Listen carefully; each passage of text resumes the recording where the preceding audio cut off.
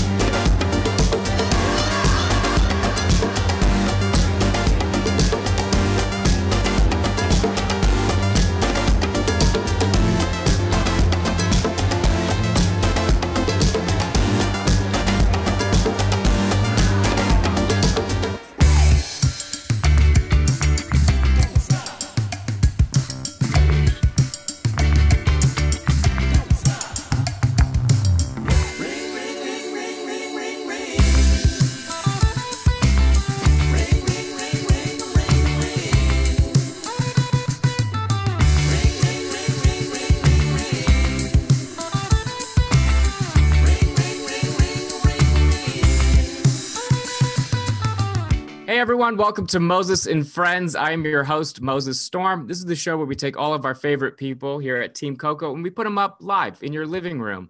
It is March, which means it's International Women's Month, and it's so important for shows to completely stop down to let you know that they're doing the bare minimum of woke.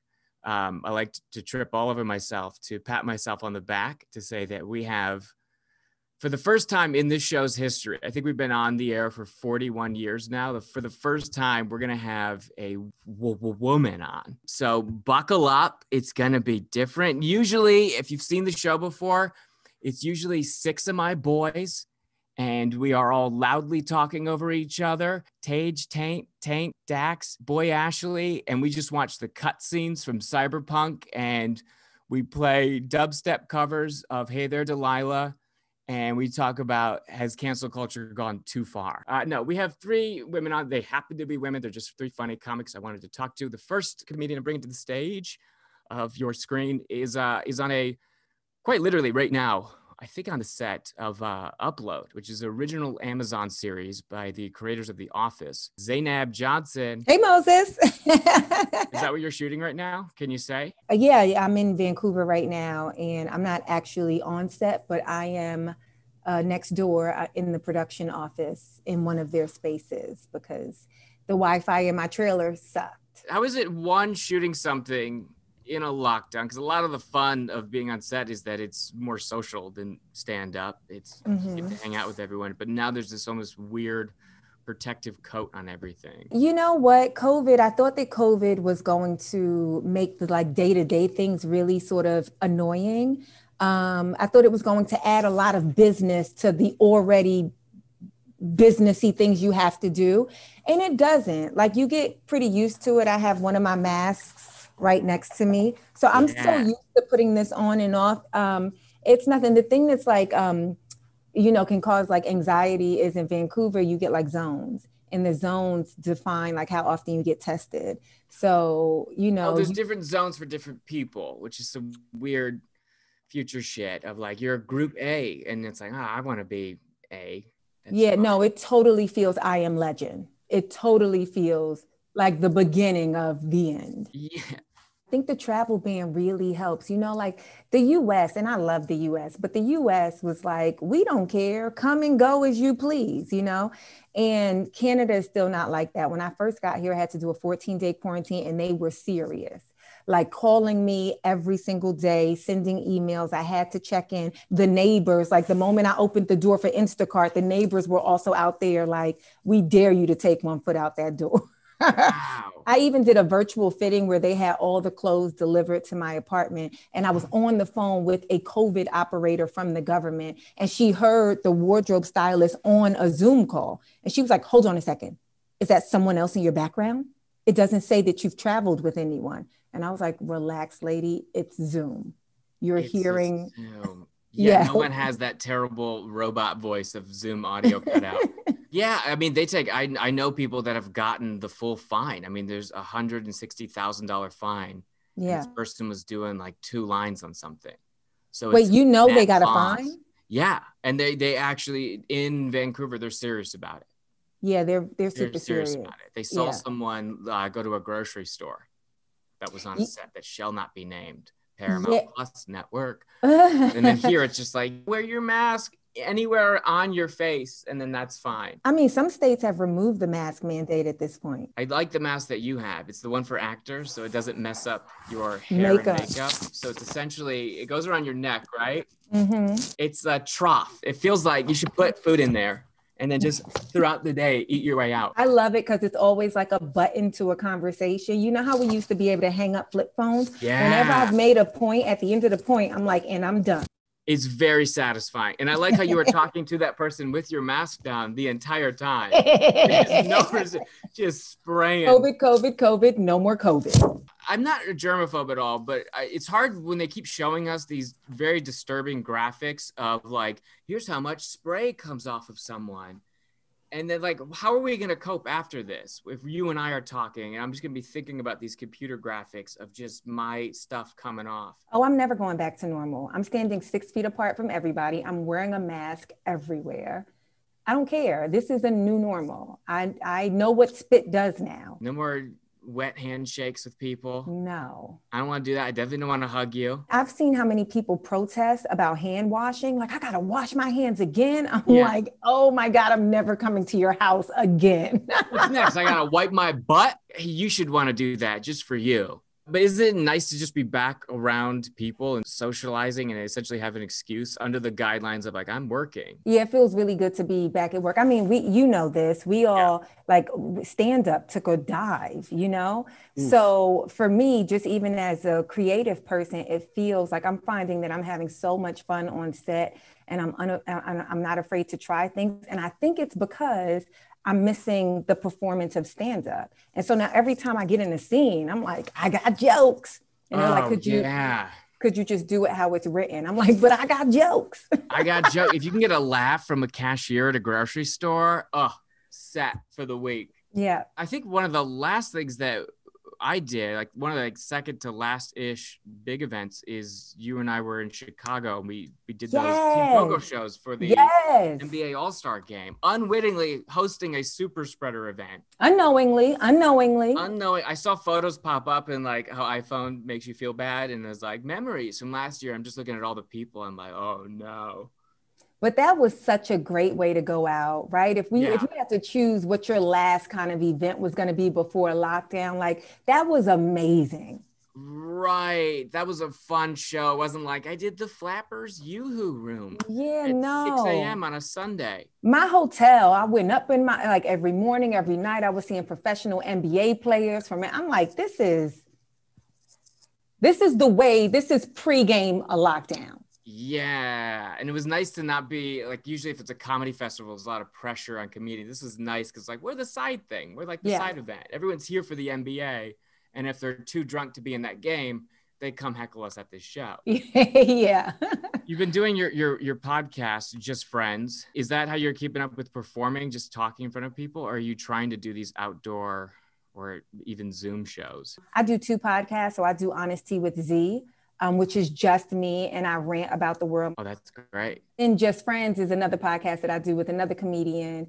And that's like relationship. So we talk all relationship stuff. We talk about everything, marriage, being single, sex. We answer questions. It's fun. You guys saw the live one you did on Sunday. I was watching live and people had questions. Have you noticed the questions have gotten a little weirder as people have had less time to date and more time to spend alone? Yes. I don't know. They're almost like too much to the point. They don't coat them at all. I think also too, you have a lot of people who, when they're talking to comedians, they really try and jazz up their questions. Like they really try to write their best joke. But the reality is you see a lot of people are lonely. Like people answer their own question in the question. Like, this guy cheated on me 4 times, but he made me laugh the other day. Should I be with him? It's like, what? You have the answer. Yeah. You wrote the answer down. I'm like, girl, he did not make you laugh. This is a pandemic. You looking for something funny. Like everything is funny. Right. Yeah. Your list of like would never has severely gone down. Exactly. So season 2 of Upload is coming, TBD. Yeah. But season 1 is available on Amazon right now. You, of course, have the 2 great podcasts with at least great names. Honesty with Z. I wanted to name my podcast that, but people said it doesn't make any sense. You did. Moses talks to Zainab and she just tells him the truth. Yeah. It's easy. We could switch it. All right. Well, thank you. Thank you for chatting with us. Thanks for having me. You can stick around. All right. My next guest, you know her from her new special on Netflix. It's a one-man show. It's a special. It's so much more. It's called Natalie Palamides. Thank you for being here. Moses, hey. My first candlelit interview. This looks like you're about to tell all. I sure am. Even without the candle, I would just spill my whole guts, whatever you want to ask me. I think you can relate to this. A lot of our stuff has to do with the audience and being able to, in your case, physically touch them. Yes. Get up in their face. A lot of the hee-hee-ha-has are from, oh my God, she touched that man. I know. That's my whole shtick. And now I can't touch anybody. Both my solo shows are just me, like, swap and spit with people and grabbing their knockers, et cetera, And you too, Yeah. I remember. I get much more backlash for grabbing knockers, but You gotta ask. Yeah, no, it is like I talk to the audience, and I think if you're a comedian that's always done like one-liners, you don't need it, then you're fine. You're able to roll into this, but to not have the live feedback. Oh man. I was worried that your show was not going to translate to a special, and it really did. God. Because it is like exactly what we're saying. It is the live aspect of being in the room. Me personally, I was like, I hope she just knows me too good that she doesn't call on me. Oh, yeah. I didn't call on you, did it? No. Were you there? Were you at the taping? Not at the taping. No, I think I've been to 3 of the shows when you were workshopping the shows. Oh my gosh, thanks for coming. I remember very every time I think of you, I think about this bit that you did with yarn where you're like making a sweater with the audience or something. Is this accurate? Yeah. I was going to say I remember it very well, but then I was like, do I remember it very well? But that's how I remember you. Whenever I think Moses, I think making a sweater with the yarn audience. Guy. The yarn guy. That's Catboy. Speaking of bits I cannot do in the lockdown, I'm connected to every audience member via a rope, and then they can pull me wherever, and I try to do like a physical bit or whatever, and then they're essentially like a puppet controlling They're manipulating me. you. It's genius. Genius bit, beautiful physical comedy. But not every venue appreciates big physical and even prop comedy. This is true. Do you have any stories of venues that were mad? Because I think about that now of like, oh, when you watch a show, like some stagehand has to clean that up. Yeah, well, I always try to be very hands-on with my cleanups and try to help like the stagehands, but that sometimes doesn't always, make them less annoyed, but they're always pretty nice. I remember at UCB Franklin, which they've always been very supportive there anyhow, but I flooded the stage. So in the Netflix special, I'm in a bathtub with the shower, but in the live show that I just did myself DIY, I just used a camping shower with a baby pool underneath it. And this particular show at UCB, I didn't pull the baby pool fully underneath the shower, and I just flooded the hole underneath of the stage. And the artistic director was very nice. She was just like, hey, you flooded the stage. If you do the show here again, you gotta make sure that the pool is catching the water. And so I was like, that's fair. That's fair. And also I do cringe because nothing like kills the bit than like apologizing for it. I know. Yeah, but they're super sweet. Is it something that you think about now when you're workshopping something of like, oh, I'm going to have to tour with this, so maybe I can't. Well, I mean, I've seen you breathe fire. I was going to say breathe fire, but you've done that. Yes. In a very small venue that is made, if like, the Virgil is like if you ask the fire department to build an example of a fire hazard. It's low ceilings, the dustiest curtains, and the curtains hang low too. They hang real low. Yeah, so this is probably like a dickish way to go about doing my stuff, but I kind of operate with a apologize later kind of attitude, which, probably is not the best way.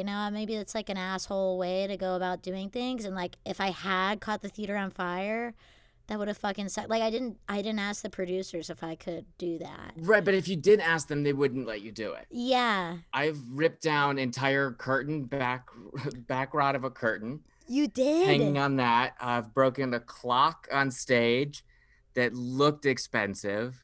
At what venues? That was the Portland Helium. And then it was the Kennedy Center, and it was all like older people, and it's like a 6 p.m. show, and I had the rope sweater thing that you're talking about. Yes. And I took someone out, like it went across her face like that, like a rope burn.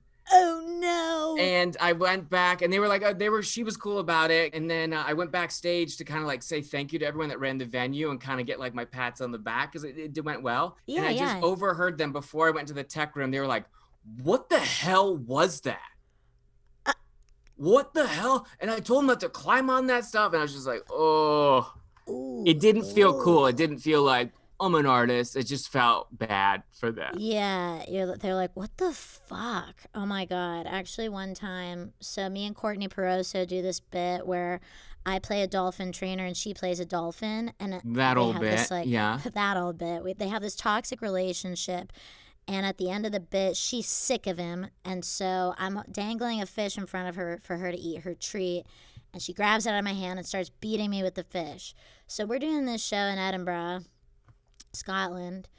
Have No, you told me to do it, but I was gonna do it the 2020. You were gonna do it the 2020. Yeah. Yes, exactly. Okay, I remember this. But you were the one that was pushing me to do it. So essentially, you get to do your show every night for 30-ish days. Yeah, exactly. I think you would kill it. Anyway, I was just there visiting in 2019, and we were doing like a bit on a lineup show, and it was a midnight show, and everything in Scotland closes at like 4 o'clock or whatever. It's the height of the summer there.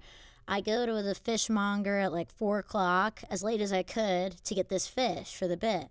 And it's just sitting in my backpack all day, I think maybe in some ways it made the bit a little more punchy. Mm-hmm. It made it a little bit more effective. It gave it like another kind of factor that it smelled just like rank. And when she beat me with the fish that night, and we ended up ran way over. We ended up going up at like 2 a.m. So this fish has been sitting in my backpack Scotland summer since 4 p.m. It's 2 a.m. She beats me with it. Fish guts go flying everywhere, all over the theater, and just like. Is this a bigger fish? If it's got guts, it's like, what are we talking here? Yeah, Would you hold we're this talking up in like a photo? Scottish. Yeah, you could hold it up in a photo. Scottish mackerel, I think it's a good like 10, 11 inches at least. Yeah. Yeah, and it's just, we were apologizing profusely afterwards because the theater just reeked of fish, and everybody does their shows in there like the next day, all throughout the day, and they were doing everything they could, like blowing fans out the theater and, spraying Febreze everywhere, but it didn't quite resolve the issue. It never went away, and you want it to go away. You go back in, you're like, let me smell, it's probably fine, and it doesn't leave. Yeah, you get it. Is there an entertainer that informed the way that you perform today? Is there something you watch where you're like, I didn't know you could do that? Because sometimes I watch your stuff and I'm like, oh, I didn't know you could do that, and it just pushes me in a direction to experiment more, to try different things. Oh, thanks, Moses. I think I would say the same thing about you, to be honest. Like whenever I watched your cat guy, I was like, whoa. I think Brent Weinbach was actually the first person I saw in John Daly doing the drunk Christmas tree. Yeah. I was actually interning at Conan summer 2011, and I just went to like UCB, and John Daly was doing his sappity tappity drunk Christmas tree, and my mind was blown. I was like, whoa, you can like just go be a character and like interact with people and just be fucking dumb. And then I saw Brent Weinbach also at UCB, and he was like doing some weird fucking bit where he was like grinding on people in the audience, not actually touching them, but in their face. And I was just like, whoa, these guys are weird, and they don't give a fuck. So Nate is on Netflix right now. The response has been great. It's been cool to see people see what everyone has seen for so many years of you doing your own thing, carving out your own lane, and now people are sharing it, and it seems like it's doing pretty well.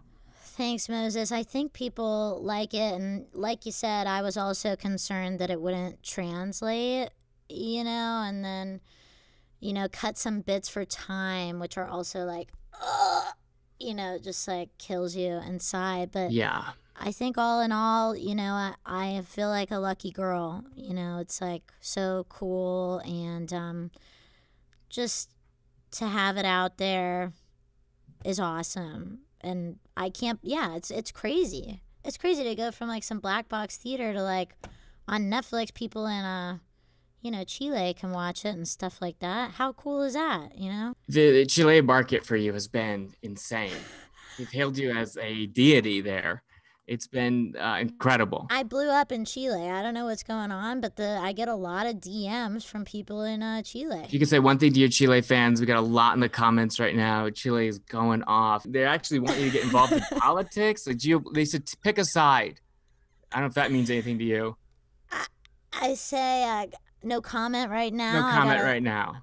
No comment right now. Every message is in there. I wish I knew how to say that in Spanish.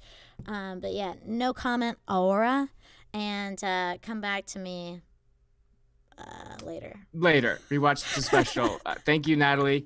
Hopefully you can stick around for a little bit after, but Nate is on Netflix right now. Highly recommend it. Thank you, Moses. My next guest is a very funny comedian from the Bay Area. She's been featured in the book We Had a Little Real Estate Problem, the unheralded story of the Native Americans in comedy.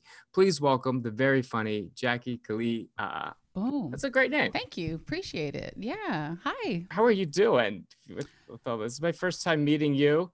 You seem like an early adapter to Zoom comedy. Right away, you were on the Zoom comedy train. You adjusted right away. Oh, yeah, totally. Invested in a real microphone, got a little ring light, started producing shows back in April. So it'll be a year anniversary, which is, who knew? Who knew? I don't think I would do it. If you would have told me a year ago that it was going to be this long, like, no, I'll end it.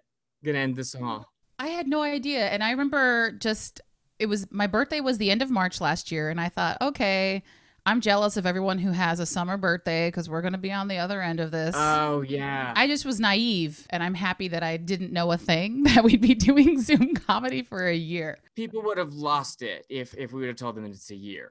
Yeah, I was like, maybe May. Could you imagine? No, it was terrible. We had a live show we were producing, and I think it was like a little bit after, like maybe it was the third week of March. Mm-hmm. And we thought people are starting to cancel shows, but there are people like, who cares? It's not a big deal. It's another country thing.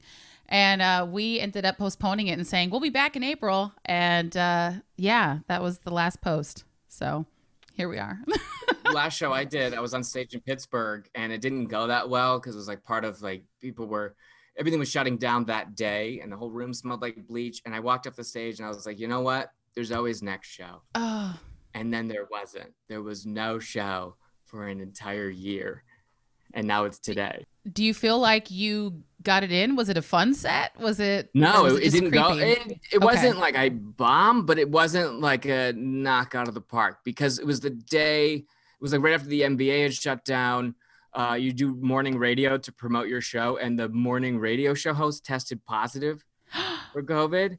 He had to cancel, and the staff was worried that just like the bleach in the air was very eerie, not the best element for comedy. No, and it didn't go great, and I was like, there's always tomorrow. I'm booked on my first outdoor show next month. Exciting. I was reached out to 6 months ago, and someone said, hey, I want to get you on this show. Here are the options. And I was like, let's do 2021. Hopefully things will be better by then. Yeah. So she hit me up and said, hey, are we still on for next month? And I was like, oh my God, that was 6 months ago.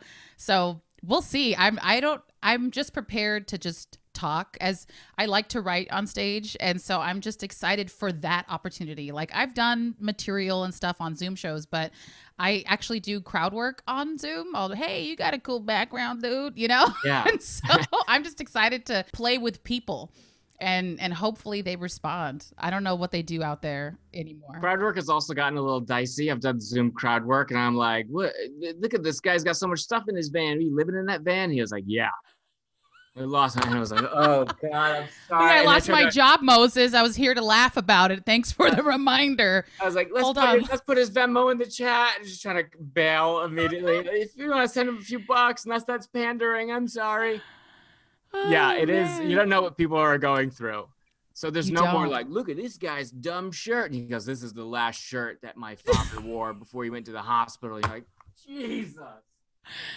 Oh, yeah. And then that's the thing, too. You're going to have comics on your show who've lost people who want to work it out in your show. And it's fresh and new, the loss, you know? And so that's also a whole new territory that I don't think any of us had experienced. But it's happened. Seen it on a couple of shows. So then you tried to go on the dating apps then? Oh, my God, I did. And it was a shit show. Yeah, I thought, okay, I want to connect. Let's see. And I did the Hinge, and I had been doing Tinder, but Tinder's like just kind of, it's just a wasteland. Not that Hinge is much better. It's the same dude. Here's the thing. It's the same dudes on Hinge and Tinder. It's just their Hinge profile has pictures of their nieces and nephew to let them know that they're serious. Like, I don't know. It's the same dude. Like, I literally would see the same guys and go, oh, okay. It was weird. I did dates, and they look like this. Basically, you're on like a Zoom call. Really? And yes, that's not even an outdoor patio in masks. I did a couple of outdoor social distance dates with one dude, but like I got onto the apps and was just trying to like first gauge. I was just trying to gauge like, all right, are you worth me potentially exposing myself? Like, right. Let me do an initial interview and see if you're not a murderer. And then like, maybe you've got a personality, you know, but yeah, there were a couple of like really bad calls where I was like, okay. One dude was watching football. He was like, oh, the Raiders are playing. So anyways, and just kept looking like off the screen. And I was like, I think you're watching a game. Like maybe we don't need to do this. No, it's cool. It's fine. So anyway, hold on a second. And I was just like, what the fuck? What's happening Do it later. Here? You clearly have nothing later. You have nothing to do. Like, can you, I don't know. It was just, DVR is a thing. Yeah, that's brutal. I mean, it was brutal. It sounds romantic. It sounds like, I know we're going to see terrible romantic comedies about like, you know, lockdown at first sight or whatever. But it is something about just being a human, that there is communication that happens that is nonverbal. That is being around someone, feeling it. And it's very hard to build a connection that way. Because someone could just be nervous because they're looking at, like, I never am on a date and have to look at my own face the entire time. Exactly. I did like have one video call with a guy that I thought was cool. We had been communicating through text for a while, and then finally we made time for a call. And then he answers the phone and is like whispering, and I was like, what?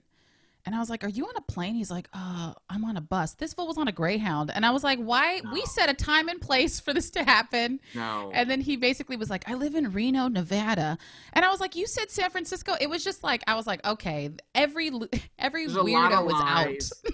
Yeah, he's going every to his weirdo third family. Exactly. What's the worst line you've gotten? Like the worst opening line? Because they try to find that like, I want to catch your attention, but it can sound insane. Moses, there's so many awful things. I think the one thing that caught me the most off guard was one guy who was like, hold on a second, that's my daughter. And I was like, and he had as an opening line?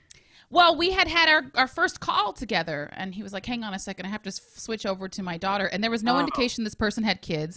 And then during the first minute and a half, discovered he had multiple kids. And I was like, okay, this man probably didn't put any truth on this profile, so I should probably go now. But yeah, there's just terrible, it's just bad. I wish I could be more positive.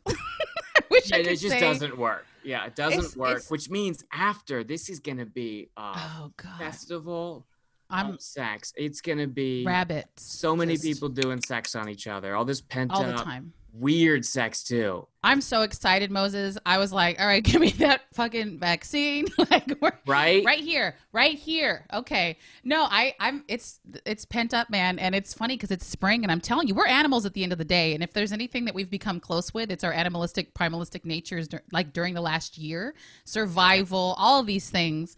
And so I feel like, spring's happening. I can feel it in the air, and I am excited. I have a group of friends. We're all going to go out and just be seen. We're going to wear masks and be responsible human beings because that's how we've gotten it this far.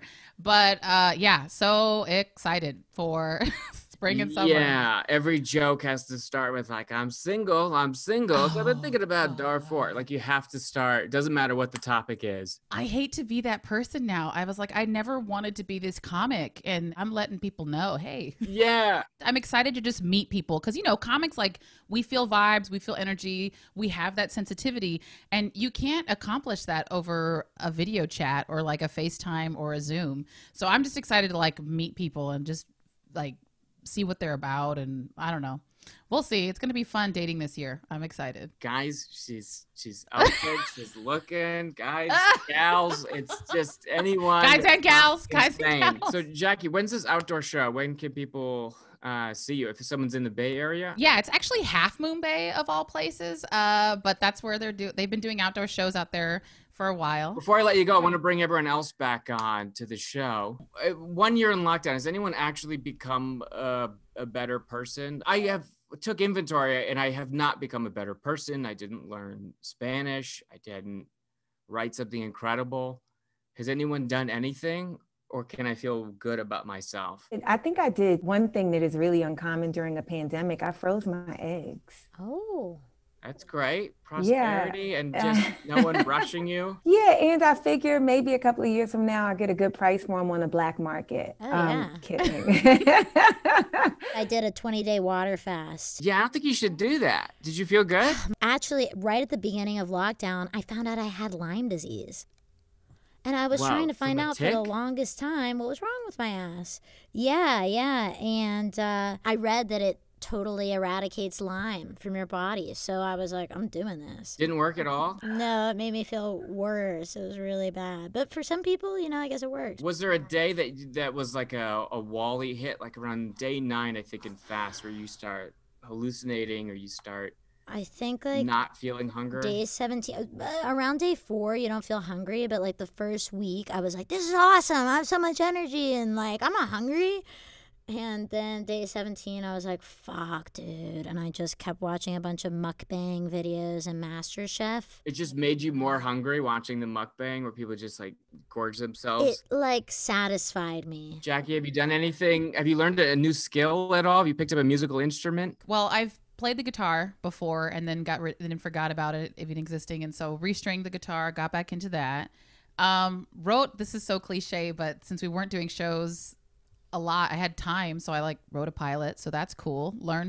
Got me some, final draft, learned about how to character descriptions, took classes on how to do it. So that's cool. Yeah. And then just like lots of therapy. Anyone else do that? That was what I did, a lot of like, awareness, like there's a lot of, I'm aware now. So that's good. That's what I've been doing. And I can do a few songs now. I can play a few songs. Is there something anyone has narrowed down in their life on that note of like, is there something like, I could completely do without this? This is something I thought I needed in my life, but now that I don't have it. Oh, a space and clothes. Space. You don't need just to live in a big place. I don't. It's just the opposite. I have a 1 bedroom and I'm like, I just need this one room. Like I'm always just in my living room. How about you guys? I think other people's approval. I feel like on the other end of it, I'm going out doing all kinds of different outfits. I'm going to do my hair differently. I'm like already deciding like, am I getting tattoos? Maybe we do this. Like, I'm just like ready to go live yesterday. So I feel like I'm going to be taking more risks, I think, fashion wise, because I would always be like, this is not what people have been used to seeing me in. So it'll be a transit. No, we're not doing that anymore. Man, this is a bummer. Everyone became a better person and learned a skill. Yeah, I feel like certain ways I became really like way worse. Like I realized I can't live without Target.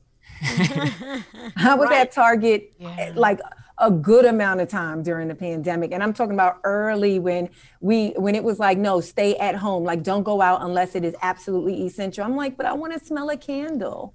Like I was at Target. Yeah. So your pitch is to close every small business. And that's what I learned is I don't need small businesses. I need stores packed full of people. How about you, Moses? I think personal space of like, I need this time to be alone. I think I need less of it. Still, some of it is healthy, but I don't need as much as I thought I needed. You had your fill. Yeah. I'm like, oh yeah. None of this is like, you're not happy unless you can share it with someone. Isn't that a little sweet thing? Yeah. I hear that. And then the last thing before we all cry, if you could change one feature about Zoom today, and it goes across the board, what would it be? Should never have your self view. Yes. I don't want the self view ever. I don't care. I don't want to see it. Leave me alone. I would change the mics. I don't like that when one person speaks, it cancels one other person out. I would change. It seems like the system operates on one major mic, if that makes sense. I would change that. Mic. Okay. Yeah, the mic, the sound on Zoom. That's a good one. Especially if especially if you're doing stand-up, if we've all done Zoom on stand-up, it sucks. It's like I didn't realize until I listened back after like my first show, when they're still laughing, they can't hear anything that you're saying. Like you're completely knocked off the sound because their laughter like dominates. You're 10 steps ahead. Someone's way too close to the mic going, ah. I was watching one of Jackie's stream and someone was coughing. Yeah, Zoom comedy is when the laugh actually becomes a heckle. Like definitely we had that a few times where I was like, all right, we get you're enjoying this show, but can you do it more quietly? Like that would be cool. Yeah. Exactly. Jackie, what would you pick? I would add a button where the host can automatically require video to turn on. Like I would love to just turn video on when people are hidden. I want to see what they're doing behind closed doors. And I would love to just be like beep and then everybody is revealed. Oh, that would be what a power move. That would be what if they're doing something nasty? I want that. I know. This is entertaining for me. This is entertaining. Yeah. All right. Okay, so invasion of privacy is what we selected. I would pick one end meeting button. Not the second end meeting that, are you sure? You have to just over click because people have picked their face of like, all right, thank you guys so much for doing the show. My name is Moses Storm. We'll be back. Oh, totally. I hate that thing where you're like, it's so unattractive. You want to cute. You want to like a good, cute end. Everything ends that way. From happy hours to these shows to like meetings of just like someone. And you never remember that you have to do that. It's always like you click the leave meeting and you're like, oh yeah, I got to do this. Ugh. Your eyes wander and it looks weird. Or you try to leave on a joke and then it bombs and you're like, all right, let me find that. Jackie, where can people find you? Just go to Instagram, Jackie Comedy. Woo! Yeah, and then there's the outdoor show coming up if people are in the Bay Area. Yeah, for folks, it's in Half Moon Bay. It's on April 21st, 7 o'clock. It is called The New Abnormal Comedy Show at the San Benito House Cantina in Half Moon Bay. That's fine. At Zainab, you have both podcasts, Honesty with Z, Just Friends, and then Upload, right? And Upload, yeah. And if they want to check me out on social media, it's Zainab Johnson, Zainab Johnson.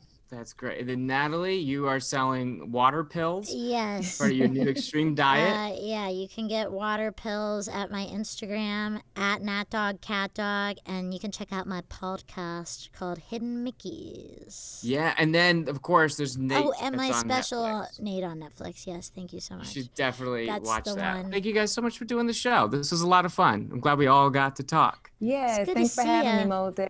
Good Yeah. Thank you. Nice Good to to see meet that. you, Jackie. Good to Yeah, see nice you, to meet you, Natalie. Zainab. Nice to meet you too. Good to see you, Nice to meet you, Zainab. Natalie, Moses. That's going to do it for us here at Moses and Friends. Thank you so much for watching the show. Subscribe to the channel if you aren't already, and we'll see you next time. Good night.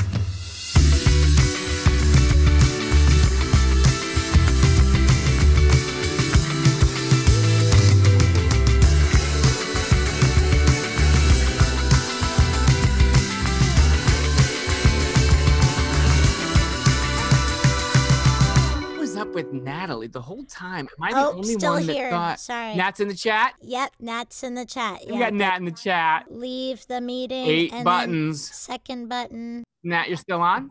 Those fuckers. Nat, you're still on?